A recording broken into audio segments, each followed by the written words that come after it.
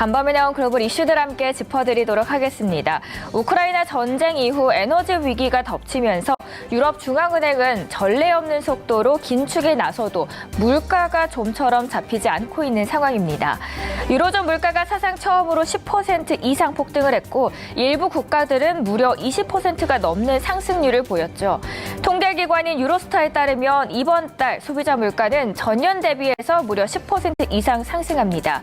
그리고 1997년 관련 통계를 집계한 이후 가장 높은 수치인데요. 왜냐하면 1년 전까지만 해도 당시 상승률이 4%에 머물렀습니다. 최근 1년간 인플레이션이 얼마나 또 극심했는지 알 수 있는 대목인데요. 이유는 간단합니다. 러시아의 침공 이후 유럽이 에너지 위기에 봉착하게 되면서 에너지 가격은 급등을 거듭해 왔습니다. 유로존 19개 국가 중에서 11개국이 두 자릿수 인플레이션을 기록했습니다. 유럽의 맹주인 독일의 경우 전월 대비해서 더 올랐고요. 이탈리아는 12%까지 인플레이션이 폭등하면서 두 자릿수에 진입을 하기 시작했습니다. 그리고 유로존 내에서 물가 상승률이 가장 낮은 프랑스마저도 이번에 7%에 달할 정도면 말을 다 한 건데요. 유럽은 초인플레이션에 이처럼 몸살을 앓고 있는 상황입니다. 최근 ECB가 초강경 긴축에 나서고 있어서 더 주목을 받고 있습니다.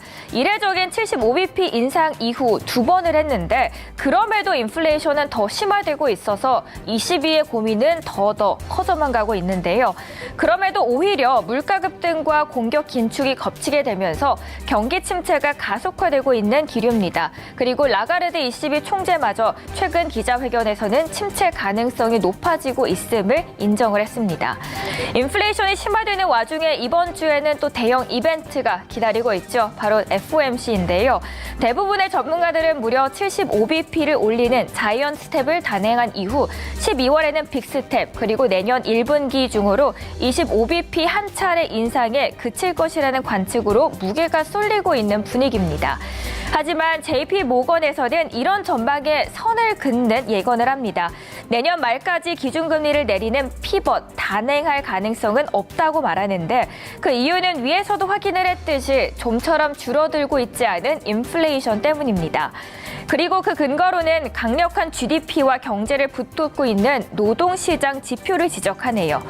여전히 뜨거운 노동시장도 연준의 피벗 가능성은 작게 합니다. 인플레이션을 진정시키기 위해서는 실업률이 올려야 하는데 노동시장 상황이 연준의 인플레이션 목표치인 2%에 도달할 때까지 연준은 아마도 내년 말까지 금리 인상을 계속할 거고 내년 4분기 정도의 피벗을 기대하고 있는 이유입니다. 연준이 인플레이션을 목표 수준으로 낮추려면 실업률 전망치를 높여야 할 것이라는 분석도 제기됩니다. 실업률이 4.4%까지만 상승한다는 연준의 예측은 베버리지 곡선과 기대 인플레이션 모두에 대한 매우 낙관적인 가정하에만 합리적이라고 학자들은 평가를 하고 있습니다. 여기서 말씀드린 베버리지 곡선은 빈 일자리와 실업률 간의 반비례 관계를 보여주고 있는데요. 크게 주목을 받지 못했는데 최근에 다시 주목을 받고 있습니다. 주로 경기 확장 때는 일자리 곡선이 높아지면 실업률이 내려가고 경기 위축 때는 반대로 일자리가 줄어들면 실업률이 높아지는 식으로 나타나는데 외신에서는 베버리지 곡선과 기대 인플레이션 모두 낙관적으로 보면서 인플레이션을 2024년 말에 연준의 목표치에 가까운 수준으로 떨어질 수 있다는 전망입니다. 경제학자들은 인플레이션이 목표치를 회복되고 실업률이 4.4%까지만 상승한다는 연준의 예측은 베버리지 곡선과 기대 인플레이션 모두의 매우 낙관적인 가정하에만 합리적이다라고 지적을 하죠. 둘 중 하나만이라도 덜 낙관적이다라고 가정을 하게 되면 인플레이션을 낮추는 연준이 예상보다 훨씬 더 높은 실업률이 필요할 것이다라고 내다봅니다. 11월 FOMC 이후 제롬 파월 연준 의장이 기자회견을 통해서 12월에는 연준의 금리 인상 속도를 늦출 것인지 아니면 여전히 높은 인플레이션에 대응하기 위해서 긴축 속도를 유지할지가 큰 관심사입니다. 계속해서 지켜보시면 좋겠습니다. 이번에는 뉴욕으로 넘어가서 또 어떤 이야기들이 펼쳐질지 함께 만나보시죠. 글로벌 마감 지수입니다. 뉴욕은 FOMC 정례회의를 대기하며 일제히 하락했습니다. 다만 블루칩 중심의 다우존스는 10월 한 달간 랠리를 나타냈죠. 이날 하락장에도 불구하고 1976년 이후 최고의 달을 기록했습니다. 지수 함께 보도록 하죠. 다우는 0.39% 하락했고요. 나스닥은 1.03%, S&P 500은 0.75% 하락 마감했습니다. 이날 하락장은 예정된 FOMC 정례회의 결과를 앞둔 경계감에 따른 것으로 보이고 있습니다. 종목별로는 금리에 민감한 기술주가 전반적으로 약세를 보였죠. 그리고 카지노 기업 윈 리조트는 이날 9.61% 상승하면서 마감을 했습니다. 그리고 로켓츠의 구단주인 억만전자가 지분 6.1%를 매입했다는 소식에 뛰어 올랐습니다. CNBC는 월가의 많은 투자자가 FOMC 성명이나 제롬 파월 의장의 기자회견에서 페드가 가까운 시일 내에 금리 인상을 멈춰서거나 인상폭을 줄일 수 있다는 신호를 찾고 있다고 전했습니다. FOMC를 앞두고 국채 금리는 상승을 했죠. 통상 경기 침체 전조 현상을 보였습니다. 그리고 이날 유가도 함께 보시면요. 중국의 지표 부진에 약세를 보였는데요.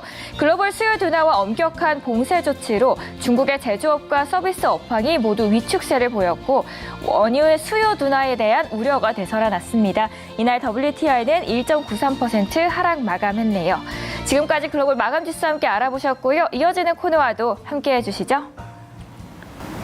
네, 오늘의 첫 번째 의미심장한 이슈로 바로 넘어가도록 하겠습니다. CNN의 보도입니다. 본문의 요약은 이렇습니다. Russian missile strikes, 다시 말해 러시아가 우크라이나 주요 도시 곳곳에 대규모 미사일 공습을 했다는 보도입니다. 러시아의 공습으로 2명이 다치고 에너지 시설이 손상되면서 35만 가구가 정전됐습니다. 심지어 키우 지역의 80%에서 물 공급이 끊어지고 일부 지역은 휴대전화도 불통입니다. 이런 상황 속에서 미국 주요 항공, 방산주들이 잇따라 3분기 실적을 발표했죠. 미국의 방산 대표주 록히드 마틴의 매출은 전년 동기 대비 3.5% 늘어났습니다. 현재 세계에서 가장 앞선 방산 기술력을 갖춘 기업이죠. 우크라이나 전쟁에서 쓰이고 있는 하이머스 로켓을 생산하고 있는데요. 우크라이나에서 수요 증가로 앞으로 연간 생산량을 60% 이상 늘리겠다고 밝혔습니다. 연결해서 첫 번째 한국의 의미심장한 주식은 K방산에 대한 뉴데일리의 기사입니다. 2020년 30억 달러 안팎이던 연간 방산 수출액이 올해 9월 기준으로 약 18조 원 이상을 기록했습니다. 이미 연간 수출액 최고 기록을 넘어섰죠. 이제는 200억 달러를 돌파할 수 있을지 업계 이목이 집중되고 있는데요. 올해 방위산업 수출 규모가 9월 기준 130억 달러를 달성했습니다. 관련한 한국 기업은 신한투자증권에서 나온 풍산 리포트입니다. 투자 의견은 매수, 목표 주가는 33,000원을 유지합니다. 큰 폭의 증액 모멘텀은 없지만 수익성이 좋은 방산 수출의 호조가 지속된다면 방산 사업 부문의 밸류 재평가가 이루어질 수 있다고 보고 있습니다.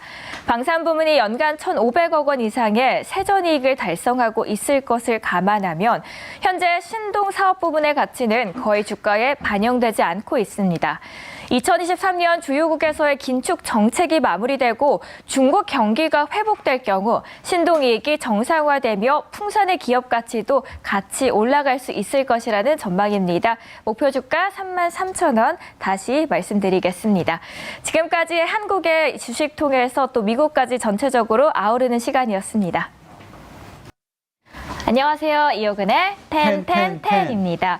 미국 FOMC를 앞둔 경계감에 위험 회피 심리가 좀 강해지고 있습니다. 네. 시장 어떻게 보셨나요?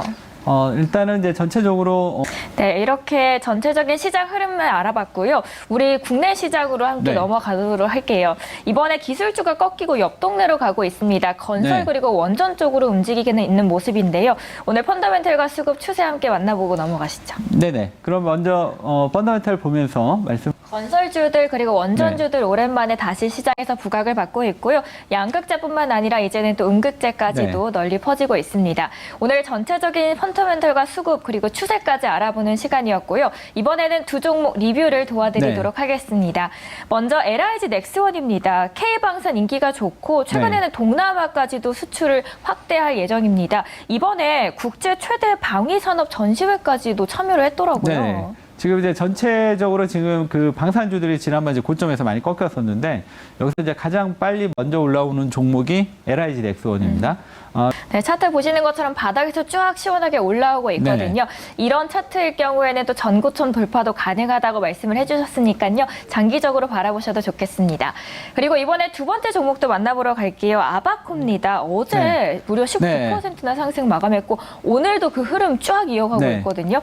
어떻게 팔까요? 살까요? 이 종목이요? 네. 일단 뭐 단기전은 한번 팔아줄 수 있는데 좀 더 보유해도 된다. 이제 홀딩하는 전략도 유효하지만 또 아바코 많이 오른 만큼 일부는 또 매도하셔도 좋다라고 말씀해 주셨습니다. 이렇게 두 종목 리뷰 도와드렸고요. 이번에 또 새로운 종목들 만나보러 가야겠죠? 오늘의 첫 번째 종목부터 만나보겠습니다. 네, 오늘 첫 번째 종목은 현대건설입니다. 현대건설 소개를 해주셨습니다. 최근에 국내는 아무래도 부동산이 침체기 때문에 먹구름이긴 한데 해외 쪽으로 본다면 네옴시티를 생각하면 좀 맑지 않나 싶거든요. 어떻게 보시나요? 네, 지금 첫 번째 종목으로 현대건설이었고요. 손절가로는 34,000원 제시를 해드리겠습니다. 이번에 두 번째 종목도 만나보러 가죠. 네, 두 번째 종목은 두산 에너빌리티 준비해봤습니다. 원전주들이 나왔던 뉴스가 뒤집혔다가 다시 또 뒤집히고 또 다시 뒤집히니까 투자자분들이 이거 진짜 수주 맞나 혼란스러워 하시거든요. 그리고 이게 민간 부분이 있고 또 정부 산업이 있어서 어떻게 생각을 하면서 투자를 해야 될지 여쭤보도록 할게요. 지금 이제 네, 두산 에너빌리티 아침에 소개를 해주셨는데 저희가 방송하는 와중에 많이 뛰었습니다. 그래서 매수가 조정을 해드리겠는데요. 14,000원 그리고 15,000원 사이고요. 그리고 목표가로는 16,700원 제시해드리도록 하겠습니다. 참고하시길 바라겠습니다. 오늘도 두 종목 소개를 해드렸습니다. 지금까지 이호근의 텐텐텐이었습니다. 혼줄 아니고요. 돈줄 내러 왔습니다. 오늘의 리포트 함께 보도록 하겠습니다.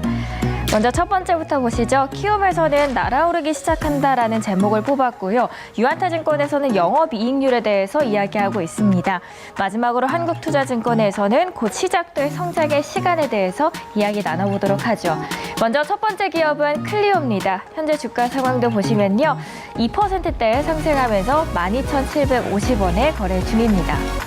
국내 최초 색조 메이크업 전문 브랜드 바로 클리오입니다. 페리페라, 구달, 힐링버드 등 다수 브랜드를 운영하고요. 상반기에는 좋은 실적까지 거뒀습니다. 가파르게 성장하던 중국 시장의 사드 타격은 물론 색조 화장품 업계에 치명적이었습니다. 그런데 코로나라는 큰 이슈에도 불구하고 클리오는 빠른 회복 탄력성을 보여주고 있습니다. 중국에 집중되었던 해외 매출을 미국과 일본, 동남아시아 등으로 다변화하고 있고 해외 온라인 매출 강화를 통해서 해외 매출 비중이 42%까지 상승했습니다. 최근 주가는 과도하게 하락한 수준으로 판단되기 때문에 투자 의견은 매수 제시하도록 하고요. 목표 주가 제시되지 않았습니다. 두 번째 회사 함께 보시죠. 이번에는 HK이노엔입니다. 현재 36,400원에 거래 중입니다. HK이노엔의 3분기 실적은 영업이익 기준 당사 추정치를 15% 상회했습니다. 4분기도 볼까요? 조스타박스의 경쟁 제품인 GSK의 대상포진 백신이 출시 예정입니다. 그런데 저맞은 제품으로 수익성에 영향은 미미할 것으로 판단됩니다. 따라서 4분기 건강검진 시즌에 따른 백신 수요 증가와 또 연말 성수기 효과로 사업에 견조한 성장이 전망됩니다. K캡의 중국 출시 로열티는 4분기에 인식될 예정이고요. 내년 중국 약가보험 등재에 따라서 매출 확대 또한 기대가 됩니다. 목표 주가는 51,000원 제시합니다. 마지막 기업도 함께 보실까요? 이번에는 디어유입니다. 하락 전환하고 있는데요. 6%대 하락하면서 24,150원에 거래 중입니다. 4분기 구독수가 170만 개가 전망됩니다. 엔터 성수기로 아티스트 활동이 활발해지면서 순조로운 구독 증가세가 기대되는데 여기에 라이브 기능 도입도 하면서 계속해서 미뤄졌던 신규 기능 추가에 신호탄이 되고 있습니다. 내년에는 P와 Q의 가파른 상승이 전망됩니다. 구독자인 Q 증가는 버블 라이브로 신규 구독 유입 중이고요. 매출 P 증가는 구독료 변동이 없지만 인당 구독자 수가 증가하고 있습니다.